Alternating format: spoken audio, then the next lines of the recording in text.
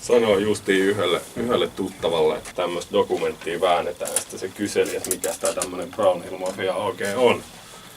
Ja sitten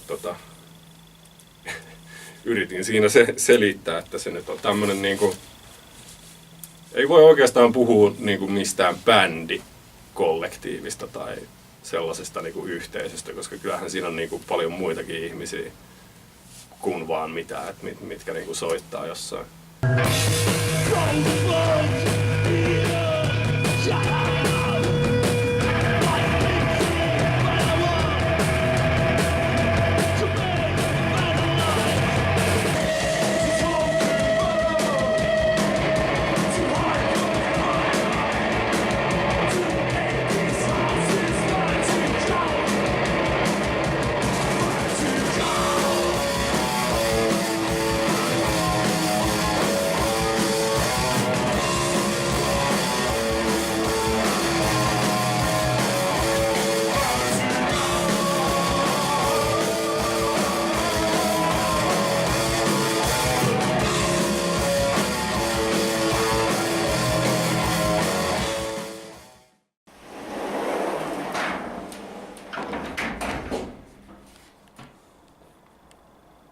Vaikka kuitenkin tää on tämmöstä niinku nykyajan tekemistä, että soitetaan bändeissä ja kirjoitellaan nettiin tai mitä ikinä. En tiedä kirjoitteleeko meistä kukaan niin paljon nettiin. Mutta kuitenkin soitellaan bändeissä, mut sit niinku kuitenkin joku semmonen pohjavire on jossain tuolla niinku paljon syvempänä mullassa. Onko se pakko olla niin aikasidonnaista? Onko se pakko tehdä joku juttu, mikä on niinku hottia tänä kesänä, mikä on niinku jotenkin nyt niinku kovaa, mutta sitten niinku voiko olla jotain semmoista, mikä on niinku ajattomasti tehty, mikä on ajatonta. tuntemattomat ihmiset on sitten kommentoineet positiivisesti tai jopa niin kuin innostuneesti, niin se on vähän semmoista, että on sitten uudelleen arvioinut tätä omaa asennetta niin kuin tähän musiikin julkaisemiseen, että ehkä se onkin niin kuin ihan ok, että julkaisee musiikkia. Vaikka mun mielestä musiikki julkaistaan ihan vitusti liikaa, tai no ei liikaa, siis kaikki saa julkaista mitä haluaa, mutta siis julkaiskaa nyt vittu musiikkia, mutta en minä ainakaan julkaise.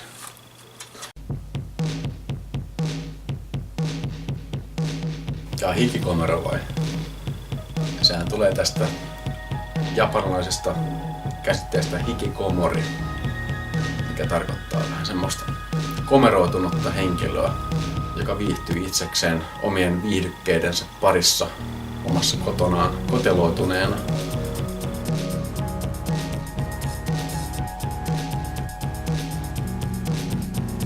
Outsider-musiikki, sikäli kun tunnen tätä kyseistä nimitystä tai genreä, niin sopii varmasti aika hyvin, että kun olen aika tämmönen ikään kuin itse oppinut henkilö ja tässä musiikkia tehdessäni, niin en ole mitenkään silleen ottanut tavallaan vaikutteita mistään muusta tai pyrkinyt tekemään mitään tietynlaista, vaan semmoista omaa soundia ja omaa juttua. Ehkä jonkunlaista vähintään alitajuista vaikutetta on varmasti jostain 70-luvun syntikka musasta. Esimerkiksi Mort Garson, joka teki levyn esimerkiksi Plantaasia, mikä on tällainen musiikkia kasveille. Ja Mort Garson on semmoinen, olen kuunnellut aika paljon ja ehkä niin kuin myöhemmin vasta huomannut, että ehkä niin kuin, vähän niin kuin on inspiroitunut tästä myös itsekin. Jos osaisin soittaa paremmin niin kuin kosketin soittimia, niin tekisin kunnon niin semmoista Mort Garson meininkiä, mutta oikeasti en osaa soittaa. Jossain vaiheessa soitin pelkästään mustia koskettimia. Se kuuluu mun tyyliin, että niitä voi painaa missä järjestyksessä tahansa ja kuulostaa silti hyvältä. Tällaiset niin kaikki Psyche melodiset biisit, niin ne on tosin tehty silleen, että improvisoiden, että ei ole mitään semmoista sävellystyötä varsinaisesti, vaan ehkä joku niin kuin, on ensin ottaa niin rytmin tai ikään kuin bassokuvion tai tämmöisen, jonka päälle sitten silleen niin kuin improvisoi semmoista niin kuin jamittelua erittäin käppäisesti, mutta se kuuluu tähän Psyche tyyliin. Itselleni se on mikä se niin kuin ihan alkupulsterissakin oli mukana, niin itselleni se vieläkin pätee, niin semmonen outsider-aatteen julistaminen. Että ikään kuin mä haluaisin, tai uskoisin, niin mun mielestä se niin viimeisinkin nauhoitus, mikä tehtiin, niin kuulostaa semmoiselta ei mihinkään muottiin istuvalta musiikilta. Tietysti siinä on, kuulee kaikki niin eri genreen vaikutteita ja tälleen myös, mutta niin, kyllä mä ite näkisin, että tää on outsider-musaa. Boris!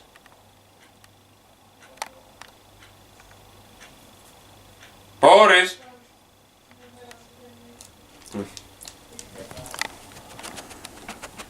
Mun mielestä tää on niinku raaka ja aito levy.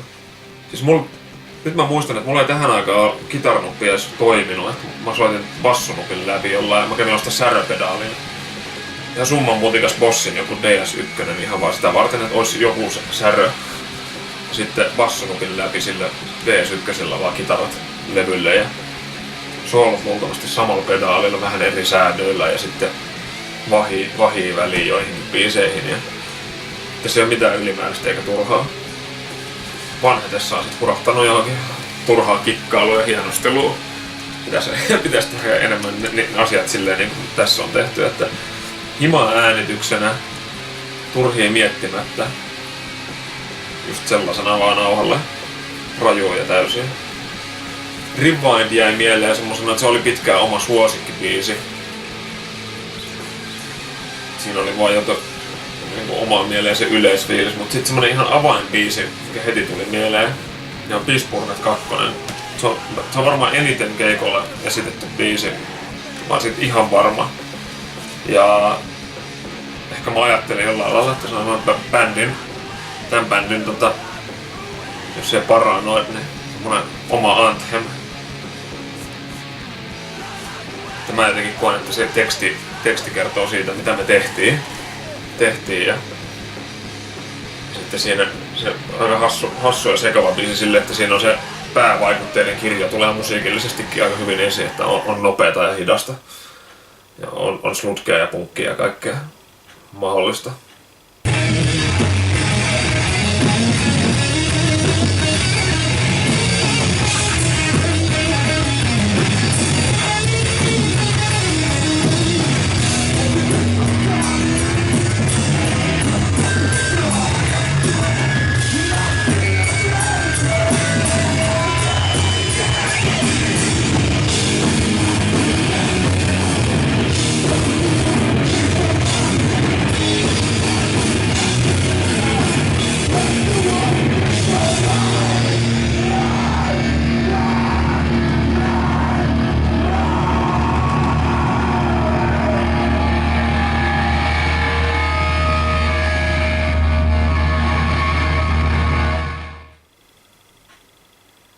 Silloin reenattiin ja pyörittiin aika paljon muistaakseni Konttilassa, jos muistan oikein.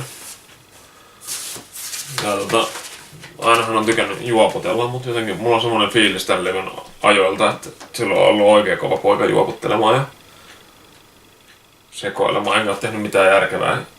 Niin kuin meillä musta tuntuu, että muutenkin niin ei ole ollut pelkkää semmoista treenausta, että tämmöiset bändikollegat kokoontuu reenikämpälle ja soittaa setin läpi saman ja tutun turvallisen setin joka kerta, joka keikalle. Vaan se oli enemmänkin sellaista, että mulla oli aika paljon ideoita tähän aikaan. Katseltiin niitä läpi. Iso osa ajasta sitten meni myös, että jauhettiin kaikkea paskaa, kuulumisia ja ehkä jotain ajankohtaisia aiheita, mutta sitten se mikä niin parhaiten jäänyt mieleen, niin eikös me saunottu siihen aikaan aina treenien yhteydessä. Se jos joku oli siistiä, että pääsee siis treenien yhteydessä saunaan.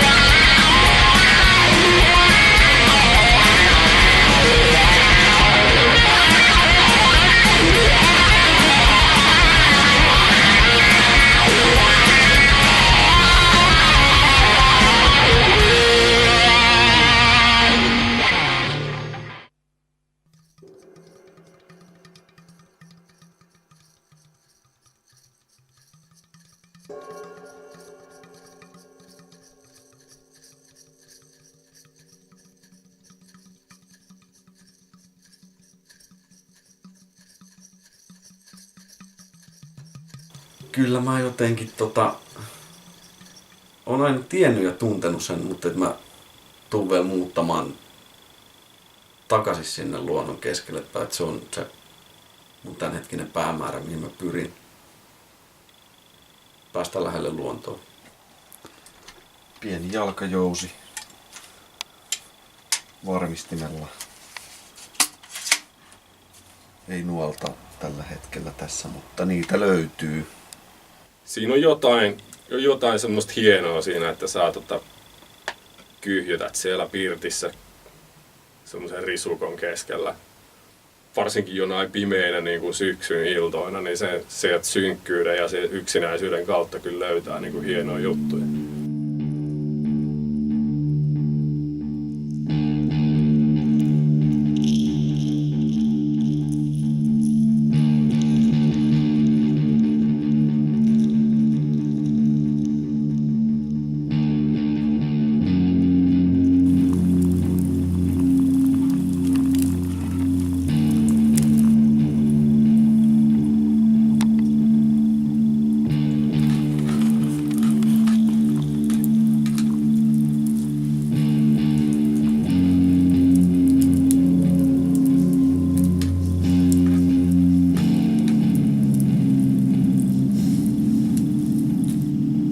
en mä tietenkään pysty ehkä koko bändin puolesta puhumaan, mutta kaikilla on ollut niitä omia mielenkiinnon kohteita ehkä, mutta onhan ne nyt aika samaan suuntaan mennyt. Ja mua ainakin on kiinnostanut just semmoinen niin, omat juuret ja ihmisen historia ylipäänsä, että tai miten me ollaan täällä toimittu ja selvitty ja oltu suhteessa vaikka luontoon. Niin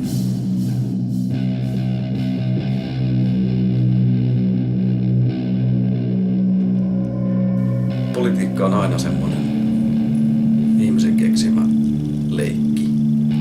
Missä on aina on joku häviäjä ja aina on joku voittaja, mutta hengenmiehenä mä näen, että se on aina joku jaottelu.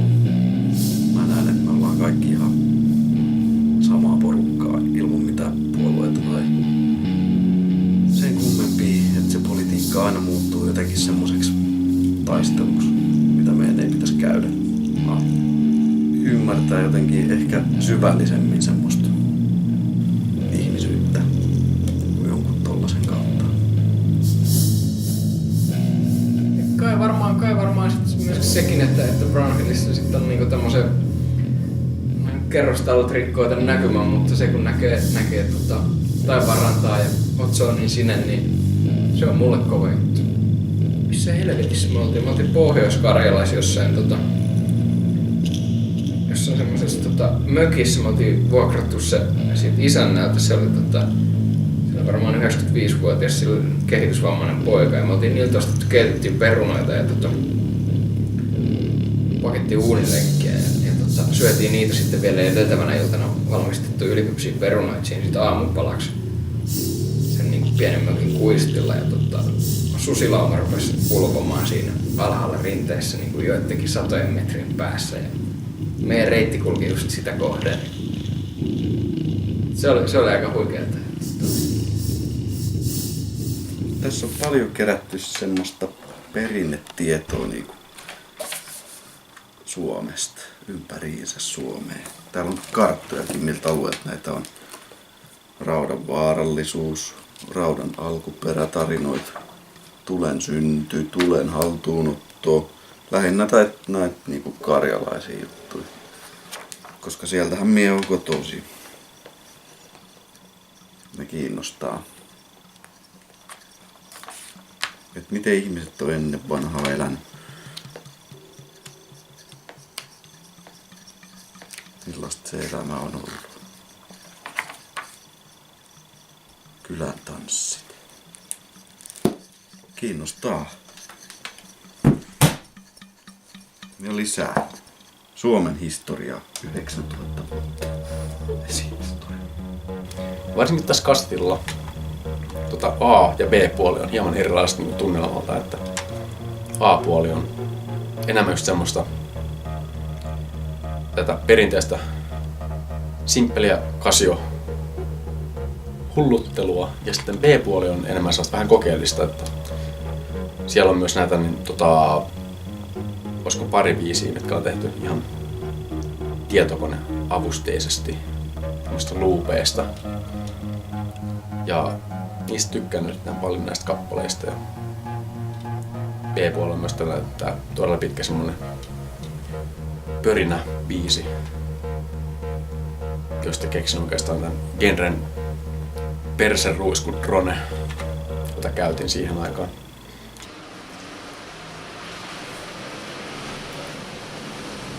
Konttilassa muodostui tämmönen niinku salaseuramainen huntubändi ympärille. Mun mielestä se homma alkoi niinku muuttua jotenkin henkilökohtaisemmaksi ja vietettiin myöskin aika paljon aikaa siellä Konttilassa.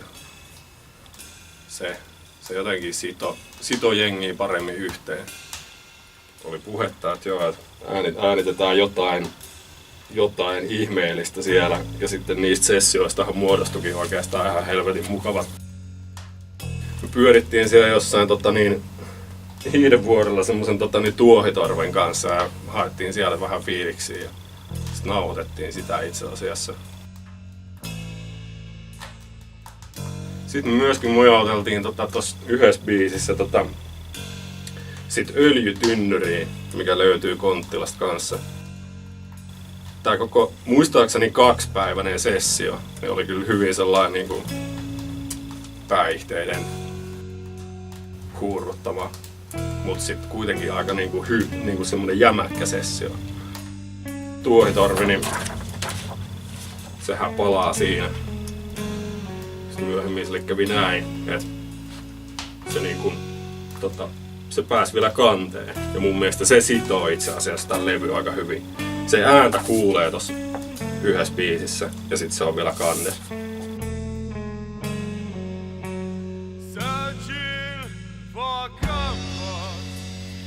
Kyllä mun mielestä ehkä Desert Race on semmonen niinku no ehkä se on niinku väkevin biisi tavallaan.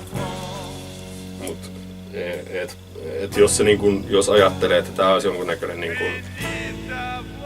että se levy kokonaisuudesta joku yksittäinen biisi kertoisi niin sellaista ei mun mielestä ole tässä. Muistan, että se oli oikeastaan aika hirveä. Kävelin vaan sen Soihdun kanssa siellä maihareissa nahkatakissa siellä pakkasessa. Soihdun kanssa oli jotain ongelmia. Sitä piti aina uudestaan täyttää sit pyyhettä tai jotain siinä oli tollasta. Se oli mielenkiintoinen. Se oli myöskin bändin ensimmäinen ja tähän asti aina musavideo. Sehän kertoo tämmösen miehen vainoharhoista. Ja siinä nimenomaan kävellään yksin metsässä ja etsitään siihen kaulussa jotain ulospääsyä.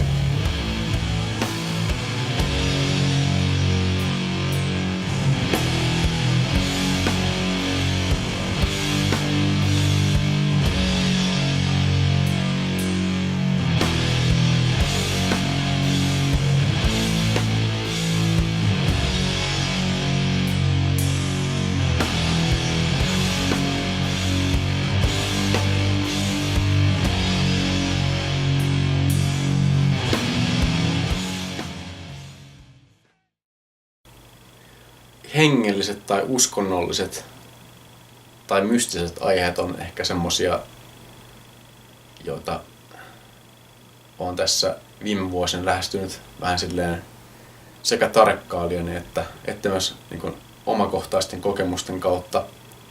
Mutta se on vähän semmoinen sillisalaatti, mihin liittyy semmoista mielenterveyden rakoilua ja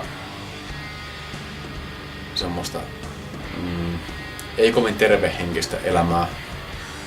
Jotenkin tämmöiset tietyt kristilliset asiat ovat pulpahtaneet esiin tässä aikuisiällä, vaikka koskaan perhe ei ollut mitenkään uskonnolaisinkaan ja itse en ole ollut uskossa.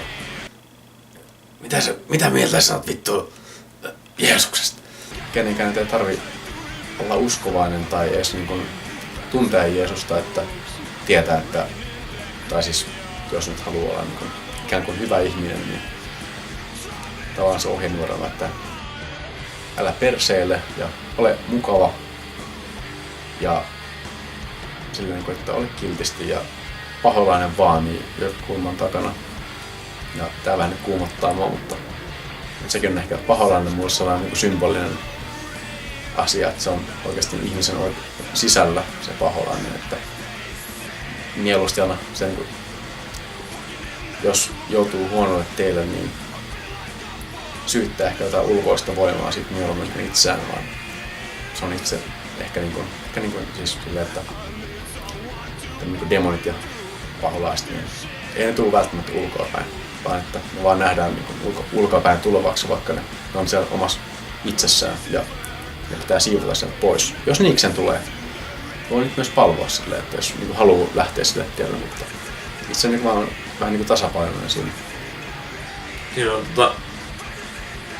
vähän katarsista, vähän Vipersia ja taas tämmönen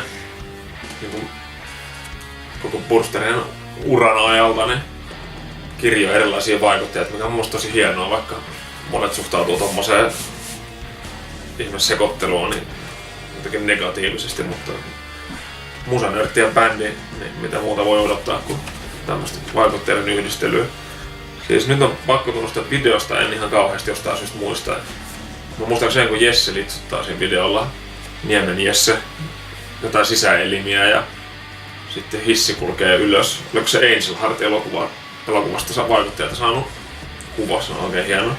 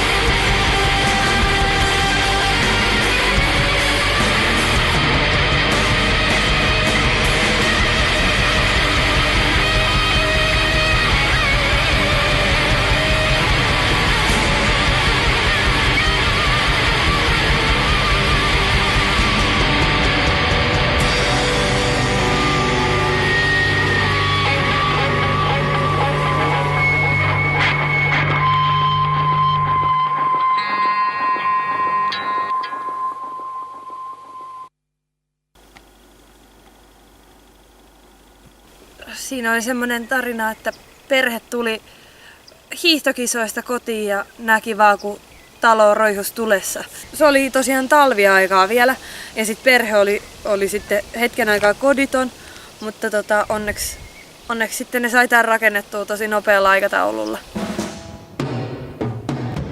No ehkä just siihen liittyy se, että täällä on aina voinut soittaa ja tehdä. Tää on ollut semmonen, kun on vapaa kaupunki, että tänne on aina kaikki ihmiset ollut tervetulleita.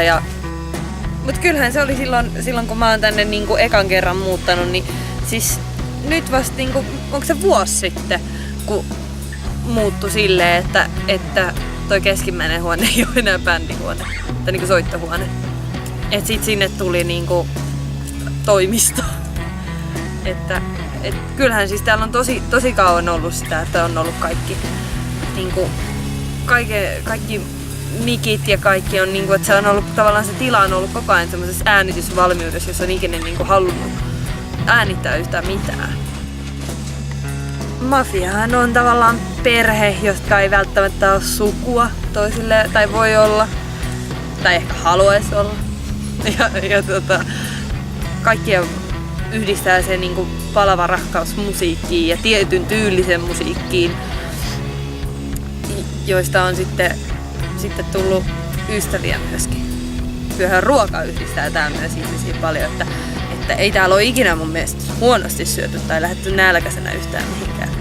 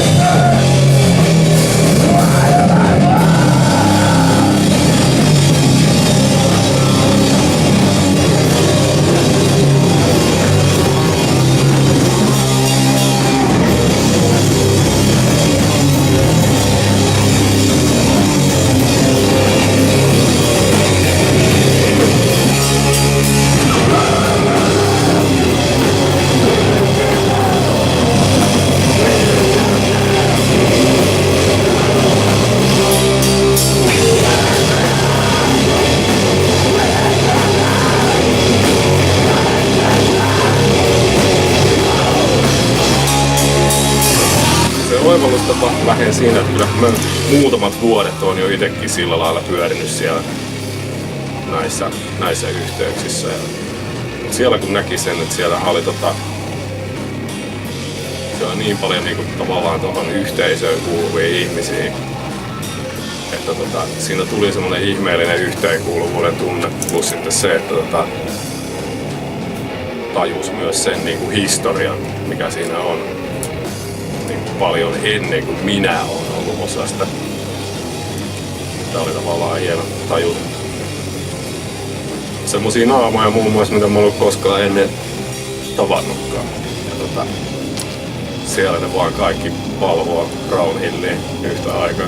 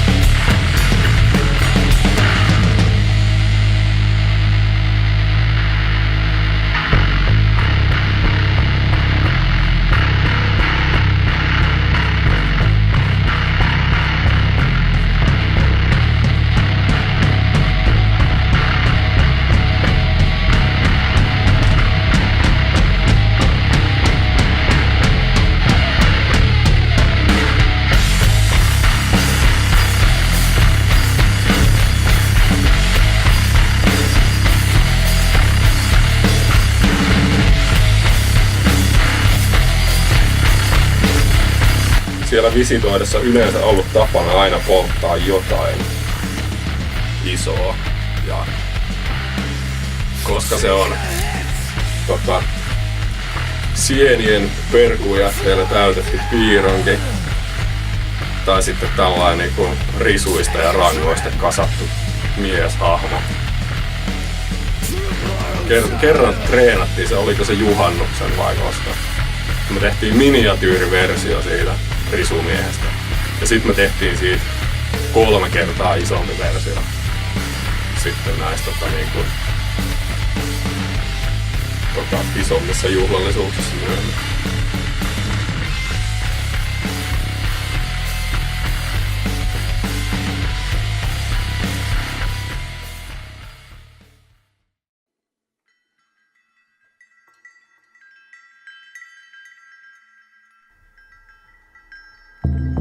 Ken tulta on, se tulta palvelkoon. Ken maata on, se maahan maatukoon. Mut kuka tahtoo nousta taivahille? Näin kaikuu kannelmiekan virsi sille. Mitä oomme me? Vain tuhkaa tomua. Ei aivan. Aatos nousee mullasta. On kohtalosi kerran tuhkaks tulla, mut siihen asti aika on palaa sulla. Mikä palaa? Aine. Mikä polttaa sen? Jumala, henki, tuli ikuinen. On ihmisonni olla kivihiiltä, maan uumenissa unta pitkää piiltä.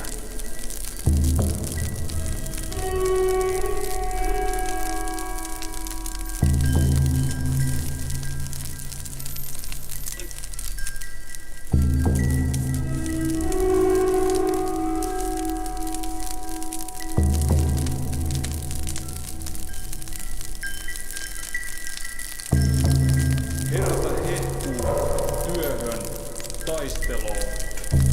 Kun luoja kutsuu, luottaa aurinkoon. Toteuttaa vuosisatain unelmat, joit uinuneet on isät harmajat.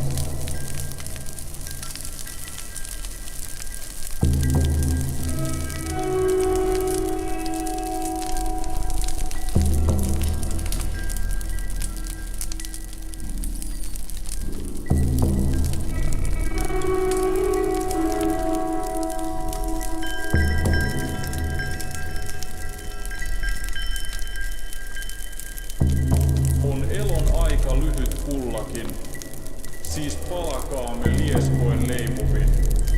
Tulessa kohotkaamme korkealle. Maa maahan jää, mut henki taivaalle.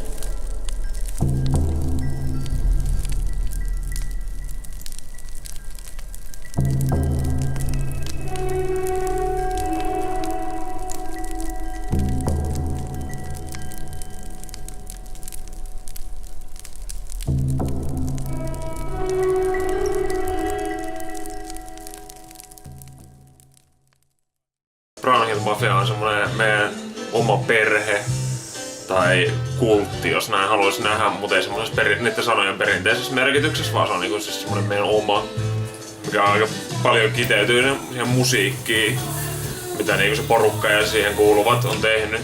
No Ruskeamäellä siihen aikaan oli vaan semmoiset vanhat maalaistalokalusteet tai mitä sinne nyt oli sattunut jäämään. Se oli aika kylmä yleensä, koska tehtiin, jostain syystä aina oltiin aika lailla niin kuin talvisin siellä, että kesällä oli aina kaikkea muuta tekemistä ja nauhoittelut oli sitten talven hommaa. Niin. Joo, muistan, että olin Brown Hill Mafian päämajassa Iitissä käymässä ja siihen treenikämpälle laitettiin Monotron vähän pedaaleihin kiinni ja rupesin siinä kuulostelemaan sitä, soittelemaan huvikseni ja oli tämmönen Sunfacein biisi olemassa, mihin tarvitsi ehkä jotain niin kuin uutta tai sitten he vaan kokeiltiin ja sitten soittelin vaan siinä mukana. Lämminhenkinen sludge-bändi. Aika raju.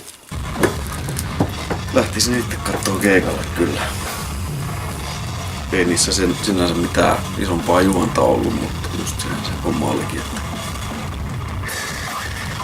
saattoi tapahtua mitä vaan. Keikalla saattoi lennellä pellinkappaleet, oluttuopit ja saattoi tietysti soittimiakin lentää välillä. Siinä oli ihan se hieno idea, että pistää lavalle vanha, iso, painava monitori ja siihen hyvin nopealla tahdilla vilkkumaan sekalaisia kuvia. Mistä ne sidettiin, mitä kaikkea niissä oli. Anna Abro nyt ainakin. No siinä se pyörii, rullaa se video koko keikan ajan. Loppupuolella ystävämme Jesse monottaa näytön johonkin, mihin se nyt ikinä menikään Attilalle sinne.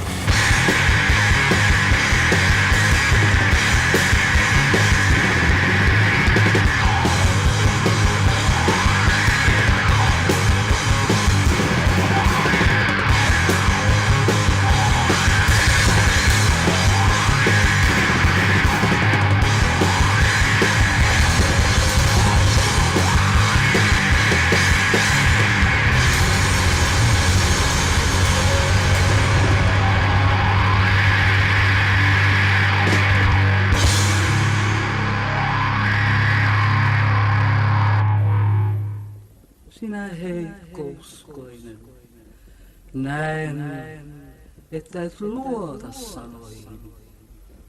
Tahtoisin kyllä, mutta minä en uskalla. Mitä sinä pelkäät?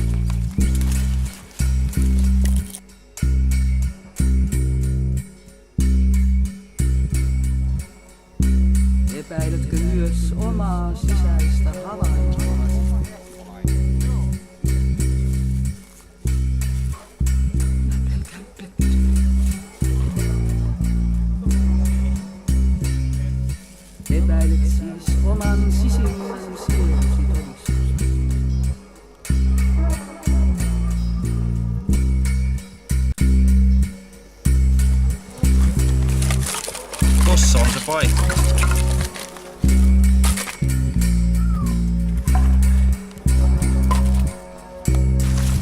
Pääsitkö täältä jostain? Tämän takia tänne tultiin. Tuolta näkee aika pitkälle. Niinpä.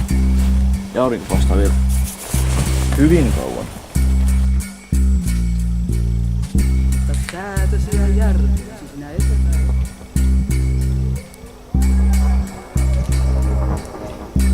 En tiedä. Eihän sitä voisi kukaan epäillä. Johan se olisi sama kuin epäillä omaa olemassaoloaan. Jos pääsivät järveen, joskus voisivat myöntää persoonallisen Jumalan olemassa. Silloin voisi joskus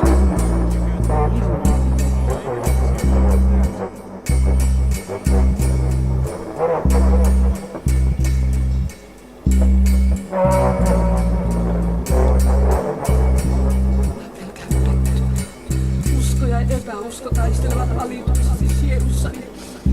Pello tästä epävarmuudesta. Anna minulle merkki.